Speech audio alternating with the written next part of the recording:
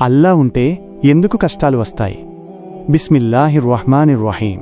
ప్రియమైన సోదరులారా మరియు సోదరీమణులారా, ఈరోజు మనం ఒక చాలా ముఖ్యమైన ప్రశ్నకు సమాధానం తెలుసుకోబోతున్నాం.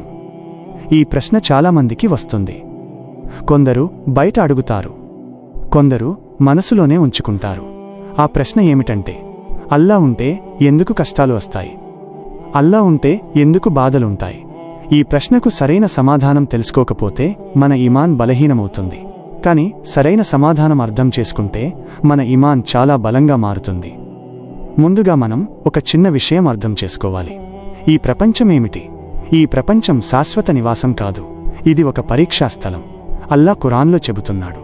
ఉదాహరణకు 67వ సూరా 2 ఆయత్, ఆయన మరణాన్ని మరియు జీవితాన్ని సృష్టించాడు, మీలో ఎవరు మంచి పనులు చేస్తారో పరీక్షించడానికి. ఇక్కడ అల్లా స్పష్టంగా చెబుతున్నాడు, ఈ జీవితం ఒక పరీక్ష. ఇప్పుడు ఒక ప్రశ్న, పరీక్ష ఉంటే ఏముంటుంది? సులభం మాత్రమేనా? కష్టం కూడా ఉంటుంది. పరీక్షలో కష్టం లేకపోతే అది పరీక్ష కాదు. ప్రియమైన సోదరులారా, మనం ఈ ప్రపంచాన్ని జన్నత్లాగా భావిస్తున్నాం.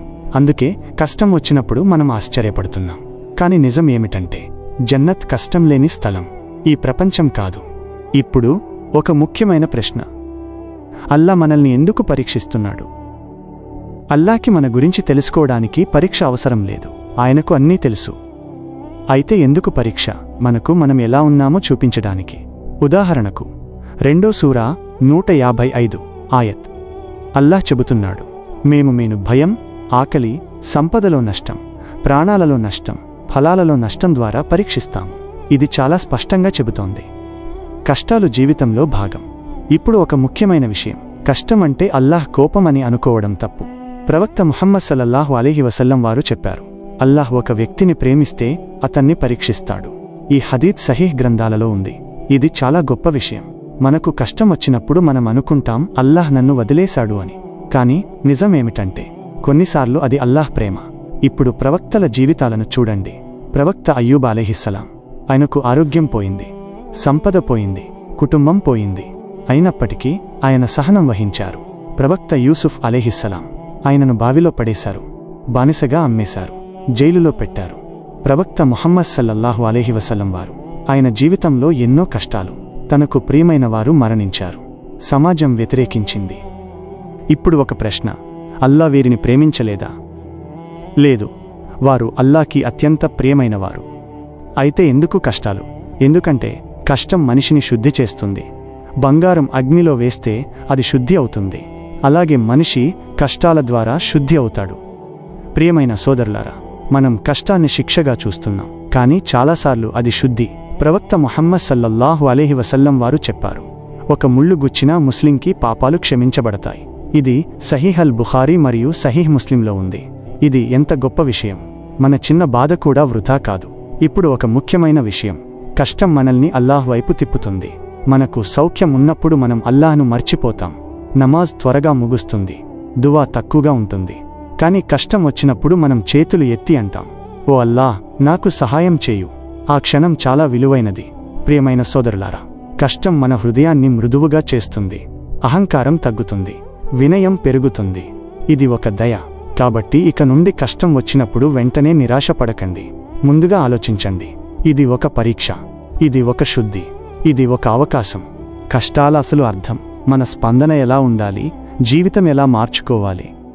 ప్రియమైన సోదరులారా మరియు సోదరీమణులారా, మనం ముందుగా కష్టాలు ఎందుకు వస్తాయో ప్రాథమికంగా అర్థం చేసుకున్నాము.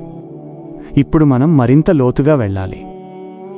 ఎందుకంటే చాలామంది ఇక్కడే గందరగోళానికి గురవుతున్నారు.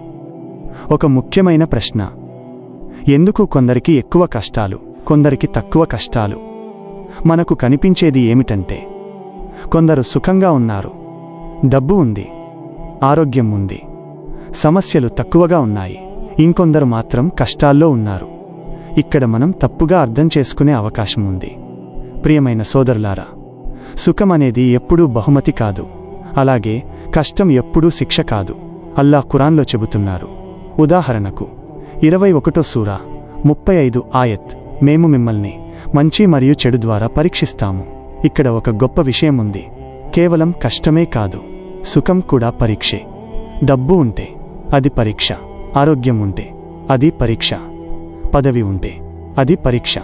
ఇప్పుడు ఒక ప్రశ్న: మనకు సుఖం ఉన్నప్పుడు మనం అల్లాహ్ను గుర్తు చేసుకుంటున్నామా? చాలాసార్లు కాదు. కానీ కష్టం వచ్చినప్పుడు మనం అల్లాహ్ వైపు పరిగెత్తుతాం. అందుకే కొన్నిసార్లు కష్టం మనకు మంచిదవుతుంది. ఇప్పుడు మరో ప్రశ్న: ఎందుకు మంచి మనుషులకే ఎక్కువ కష్టాలు వస్తాయి? ప్రవక్త ముహమ్మద్ సల్లల్లాహు అలైహి వసల్లం వారు చెప్పారు, అత్యంత కష్టాలు ప్రవక్తలకు వస్తాయి, తరువాత వారి తరువాతి స్థాయి వారికి, తరువాత వారి తరువాతి స్థాయి వారికి. ఇది సహీహ్ హదీత్. ఇది మనకు ఒక విషయం చెబుతోంది: మీ ఈమాన్ బలంగా ఉంటే మీ పరీక్ష కూడా బలంగా ఉంటుంది. ఇది ఒక శిక్ష కాదు, ఇది ఒక స్థాయి పెంపు. ప్రియమైన సోదరులారా, కష్టం వచ్చినప్పుడు మనం ఎలా ప్రవర్తించాలి? ఇది చాలా ముఖ్యమైన భాగం. మొదట, సహనం. అల్లాహ్ ఖురాన్లో చెబుతున్నాడు. ఉదాహరణకు 2వ సూరా 153 ఆయత్: సహనం మరియు నమాజ్ ద్వారా సహాయం కోరండి. ఇది ఒక పరిష్కారం. సహనం అంటే ఏమిటి? కష్టం వచ్చినప్పుడు ఫిర్యాదు చేయకపోవడం కాదు. కష్టం వచ్చినప్పుడు అల్లాహ్ మీద నమ్మకం కోల్పోకపోవడం. రెండవది, దువా. ప్రియమైన సోదరులారా, కష్టం వచ్చినప్పుడు మనం ఎక్కువగా అల్లాహ్తో మాట్లాడాలి. సాధారణ మాటలతో, నిజాయితీగా. పొడవైన పదాలు అవసరం లేదు. ఒక నిజమైన పిలుపు సరిపోతుంది. మూడవది, తవక్కుల్. అంటే అల్లాహ్ మీద పూర్తి నమ్మకం. మనకు అర్థం కాకపోయినా అల్లాహ్ నిర్ణయం మంచిదే అని నమ్మడం. ఇప్పుడు ఒక లోతైన విషయం. చాలామంది అంటారు, నేను దువా చేశాను కానీ ఏమీ మారలేదు. ఇదొక తప్పు ఆలోచన. అల్లాహ్ ప్రతి దువాను వింటాడు, కానీ సమాధానం 3 విధాలుగా ఉంటుంది. 1, మీరు అడిగింది వెంటనే ఇస్తాడు. 2, ఆలస్యం చేస్తాడు. 3, దాని బదులుగా మంచిదాన్ని ఇస్తాడు. కాబట్టి ఎప్పుడూ నిరాశపడకండి. ప్రియమైన సోదరులారా, ఇప్పుడు ఒక ముఖ్యమైన పాఠం. ప్రతి కష్టం ఒక సందేశం. మీరు దాన్ని అర్థం చేసుకుంటే మీరు ఎదుగుతారు. మీరు దాన్ని నిర్లక్ష్యం చేస్తే మీరు మళ్ళీ అదే కష్టం ఎదుర్కొంటారు. ఇప్పుడు మనం ఒక నిజం గుర్తుంచుకోవాలి: ఈ ప్రపంచంలో పూర్తి న్యాయం జరగదు. కొంతమంది అన్యాయం చేస్తారు, తప్పించుకుంటారు. కొంతమంది బాధపడతారు. ఇది చూసి కొందరు అంటారు, అల్లాహ్ ఎక్కడున్నాడు? ప్రియమైన సోదరులారా, అల్లాహ్ ఆలస్యం చేస్తాడు కానీ వదిలిపెట్టడు. ఆఖిరత్ రోజు ఉంది. అక్కడ పూర్తి న్యాయం జరుగుతుంది. ఈ ప్రపంచం తాత్కాలికం, ఆఖిరత్ శాశ్వతం. ఇది అర్థం చేసుకుంటే మన ప్రశ్నకు పూర్తి సమాధానం వస్తుంది. ఇప్పుడు ఒక చివరి విషయం. కష్టం వచ్చినప్పుడు మీరు 2 మార్గాలున్నాయి. 1, అల్లాహ్ నుండి దూరం కావడం. 2, అల్లాహ్కు దగ్గర కావడం. మీ ఎంపికే మీ భవిష్యత్తు. ప్రియమైన సోదరులారా, కష్టం మీ జీవితాన్ని నాశనం చేయడానికి రాదు. అది మీను మార్చడానికి వస్తుంది. మీరు అల్లాహ్ వైపు తిరిగితే అదే కష్టం మీకు జన్నత్ మార్గం అవుతుంది. కాబట్టి ఇక నుండి కష్టం వచ్చినప్పుడు ఇలా ఆలోచించండి: ఇది ఎందుకు జరిగింది కాదు, ఇది నన్ను ఏమి నేర్పుతోంది? అల్లాహ్ మనందరికీ సహనం ఇవ్వుగాక, మన హృదయాలను బలపరచుగాక, కష్టాలను సరిగ్గా అర్థం చేసుకునే జ్ఞానం ఇవ్వుగాక, మనలను తన వైపు దగ్గర చేసుగాక, చివరికి విజయవంతులుగా చేయుగాక. ఆమీన్.